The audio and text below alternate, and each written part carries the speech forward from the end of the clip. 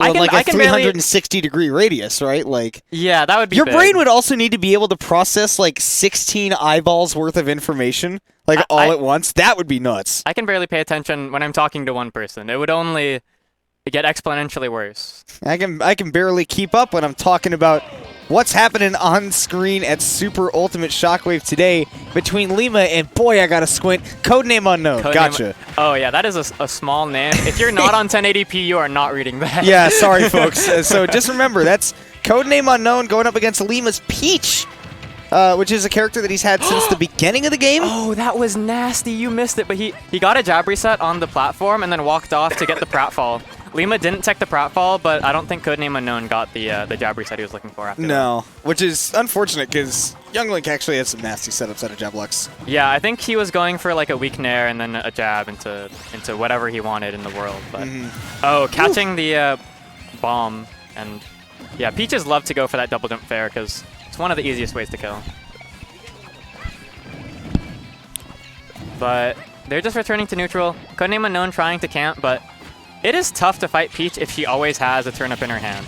And if you are trying to set up projectiles, she will often, get one of those tools to work with. Yeah, so, and my only question now is, as Codename Unknown, if Lima puts himself into a corner, what do you do about that as Young Link? Because normally that's the position you want the Peach to be in, but at this point it seems like Lima's like, no, I'm in the lead, so I'm just chilling. Yeah, it's pretty tough because you can force approaches, but I think the toughest thing to do, like as someone working their way up in Smash in general, is to effectively use your stage. Because if your opponent's in the corner, sure, that's good for you, but you actually have to take advantage of the stage that you have. If you just run at them while they're in the corner, they might as well have been center stage, honestly. Yeah, and and again, if you try to too aggressively take that center stage or take the stage away from somebody who's doing that, they can also, it's obviously a fine balance. That's why we play neutral, is to figure out there's no surefire answer to, winning a Smash game, or else, this wouldn't be a competition. Yeah, it would be a little less interesting. That's why we see Lima in a big lead. He's definitely got a very good grasp on what to do with stage control. And, Codename Unknown is struggling a little bit to at least maintain it, Yeah. And he's able to rack up this damage, but a problem with certain players, and especially a problem with Young Link, is you have to really search for that kill. You do not have a neutral tool that reasonably kills, or easily kills. If you just keep hitting them with arrows and boomerangs, they will live to, 187. At least at a reasonable percent, right? Because neutral air will eventually kill, but only until these percents. Yeah, and it's a little awkward sometimes to get the strong nair. Yeah. But window's not big. Yeah, exactly.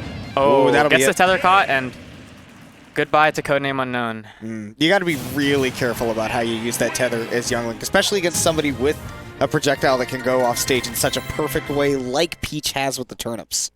Yeah, you have a few different options at least, especially if you have your double jump on how to recover, but if you, are a little predictable and use your tether immediately, it's not going to look good. But I think there are some controls being altered or made, but while they're figuring this out, Codename Unknown's got to figure something out either way, because that game one was not looking too hot. Yeah.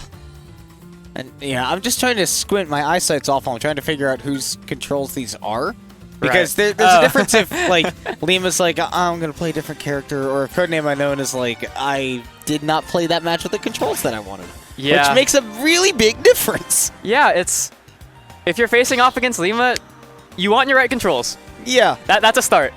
That's a start. If you can control your character effectively, that's a good first place to be, but I mean, that's where you have to be when you play any game, though, to be fair, is that, you have to be as in control.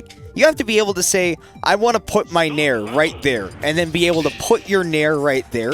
That's why people spend time in the lab, is not to do crazy technical stuff. It's just to be able to know how the character feels and be able to control it like an extension of their own body, Right. So I heard Terry, and we will see it. Right. I could see this going pretty well for Codename Unknown if he's able to find the right hits, but that's a big if sometimes. Especially against Peach, someone who's just able to weave in and out of people's range so easily. Well, but arrow's right in. Yeah, that's one way to counteract the float right there, is that crack shoot will hit at just the right height. Oh. That's going to make it back barely, though. But yeah, I mean, you're saying it. Peach can play outside of that Terry threat zone really, really well. Yeah, but Codename Unknown with some answers to that already. Like, if you're just barreling in with these crack shoots and these, what is it, power dunks, you can catch Peach off guard pretty well sometimes. Yeah. Just got to be careful to only use them when you really need them. Yeah. I think that one thing Lima's definitely going to look for as this game goes on is just, okay, what exactly does that threat zone from the crack shoot look like, and then how do I stay right outside of it? Yeah, the terrifying thing that people have just kind of learned over time as Terry is these special moves do not have as much lag as you'd think sometimes. It is very terrifying, and I've seen more than a few people get blown up by power dunk, or I would things of say that ilk. terrifying, in fact. Yeah. Yeah, sure, why not? Yeah, yeah, you know, I'd say it. Yeah, I I'd would say say. it. I'm not saying you would say that. I'm certainly saying that I would say it's terrifying. Yeah, you should say it. All right. I mean, I already did. I don't need to. I mean, you said you would say it. I don't need to beetle. Oh okay, my I'll gosh. Beetlejuice it. That dash attack is terrifying. That was down smash. That's a dash attack. He was under the shade on the platform, so it was very hard to see what he was going on. And he's got the black costume on too, right? Like, I literally on Lilac cannot tell what he's doing at all. Yeah, in this game with its beautiful dark darks. Under those platforms, it's very hard to see. The game, very gorgeous. Sometimes it's a bad thing in a fighting game. Yeah, exactly. Sometimes visual clarity should take the utmost, but it's not too bad in Ultimate. It could be worse. Yeah. It could be worse. But this second stock has been pretty even for Codename Unknown. If they're able to find like 2 more hits, Peach will be at kill percent. Yeah, Die. I think that the big thing right now is that, like, both of these players are very comfortable trading, and that works out really well for Codename Unknown, because Terry just does so much damage. The counter saves Lima. Yeah, maybe would have made more sense to shield, but either way, Lima's living. Oh, and there's a Stitch. I mean, hold on to your shield as much as you can, right? And yeah, like you say, Stitch in hand could be very scary. Oh, goes for some kind of crazy extension, but I mean, got 43. Oh, 78. Don't you lie to me ever again. that's my bad. Oh, and is that a kill? Okay. Yeah, no SDI. I'm assuming that's a position that you can SDI, right? It's pretty random, honestly. It's pretty hard to tell when you can and cannot. And as someone who doesn't play Terry, I definitely don't know. But these crack shoots have really been working well to catch Lima off guard. You can see Lima definitely gathering a little bit of data right there. He just goes, okay, so you spot dodged immediately after the power guy, so even though I showed no intent of threatening you. There's a point when you're playing someone where you are like, oh, okay, they only do this, but you have not yet realized the way to beat it.